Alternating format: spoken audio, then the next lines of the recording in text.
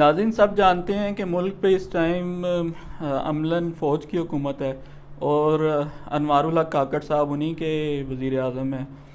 और 18 माह पहले जो तहरीक इंसाफ की हुकूमत थी उसे रुखसत किया गया। ज़ाहिर है कि काबीना ख़त्म हुई, नई जो काबीना आई, तहरीक इंसाफ के सारे लोग अहदेदार चले गए, दूसरे जो वज़रा के अलावा जो बाकी जो अहदे थे उनसे भी उनको हटाया गया। लेकिन आरिफ अलवी साहब क्यों स्टिल काम कर रहे हैं अपने सदर के अहदे पर? क्योंकि उन्हें आइनी प्रोटेक्शन से हासिल हैं, उन्हें इस तरीके से निकाला नहीं जा सकता। अगर निकालने की कोशिश की जाए तो उसका बड़ा एक दकीक किस्म का प्रोसीजर है। और इवन अपने 5 साल मुकम्मल होने के बाद भी जब तक इलेक्टोरल कॉलेज पूरा नहीं होता और नए सदर को चुना नहीं जा सकता, उस टाइम तक वो अपने अहदे पर काम करते रहेंगे।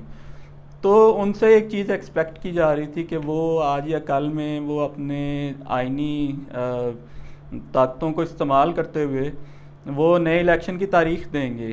तहरीक इंसाफ उनसे ये एक्सपेक्ट कर रही थी। उन्होंने गुज़श्ता रोज़ जो ख़त लिखा इलेक्शन कमीशन को, वो एक मजबूर शख्स की मजबूरियों का नोहा था। और उसका लुबे लुबाब ये था कि आइनी तौर पर तो इख्तियार मुझे हासिल है, लेकिन कोई मान नहीं रहा इलेक्शन कमीशन और वजारत कानून। तो मेरी तजवीज़ है कि फ़लाँ तारीख को इलेक्शन करवा लिया जाए और इस सिलसिले में आला अदलिया से रहनुमाई हासिल की जाए। हालांकि उन्हें जो कहना चाहिए था, उन्हें ये कहना चाहिए था कि मैं सदर ममलिकत हूँ, मेरा इख्तियार है इलेक्शन की तारीख का ऐलान करने का, और मैं हुक्म देता हूँ कि 10 नवंबर को या 20 नवंबर को या जो भी तारीख है उस पर इलेक्शन का इनेकाद किया जाए।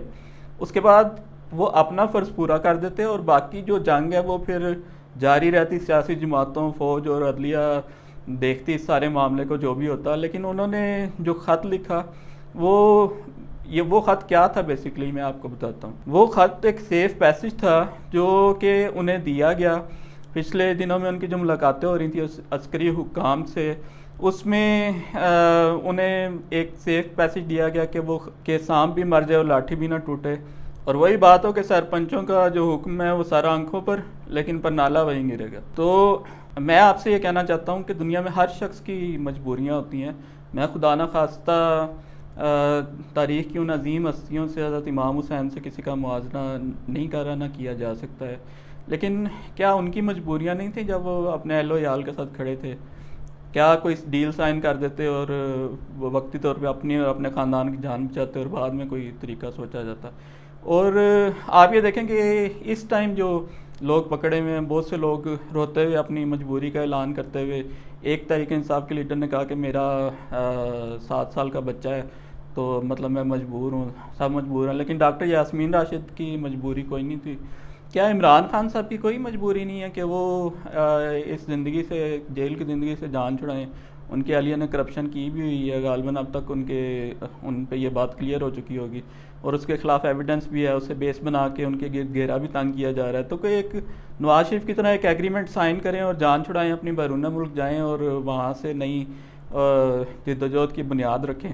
वो जेल में पड़े हुए हैं। डॉक्टर यास्मीन राशिद की कोई मजबूरी नहीं है। और डॉक्टर आरिफ अलवी जो हैं वो चूँकि उनकी मजबूरियाँ हैं, हालांकि वो सदर हैं, उन्होंने आलमी जो ममालिक हैं उनके साथ भी उनका इंटरेक्शन होता है, वो अहदे पर हैं, प्रेस भी पूरी तरह कवर करेगा, अदलिया भी मौजूद है और उनके ऊपर तशद्दुद नहीं हो सकता, उन्हें बंद नहीं किया जा सकता। आपको मैं याद कराता चलूँ वो वाक़या जो इफ्तिखार मोहम्मद चौधरी साहब का था। गो मैं उन्हें पसंद नहीं करता, लेकिन उनकी कोई मजबूरियाँ नहीं थी कि आज सामने 4 जनरल खड़े हैं और उनको कह रहे हैं तुम्हारे उनके बेटे ने करप्शन की भी हुई थी और उनको मुल्क पे फ़ौज की बाकायदा हुकूमत थी और परवेज़ मुशर्रफ के हुक्म के बगैर भी परिंदा भी पार नहीं मार सकता था। तो उस सारी सूरत हाल में उन्होंने जब इनकार किया और उसके बाद ही वकील बाहर निकले और वो एक अजीम तहरीक शुरू हुई। आम लोगों से भी मैं ये कहूँगा कि हर शख्स की ज़िंदगी में ऐसे मौके आते हैं जब उसे अपनी मजबूरियों के सामने सजदा करना पड़ता है, या दूसरा रास्ता ये होता है कि वो पूरी क़ुव्वत के साथ खड़ा हो जाए। तो अब ये आपकी अपनी मर्ज़ी है कि आपने इमरान खान बनना है या आपने आरिफ अलवी बनना है। फ़ैसला आपके हाथ में है।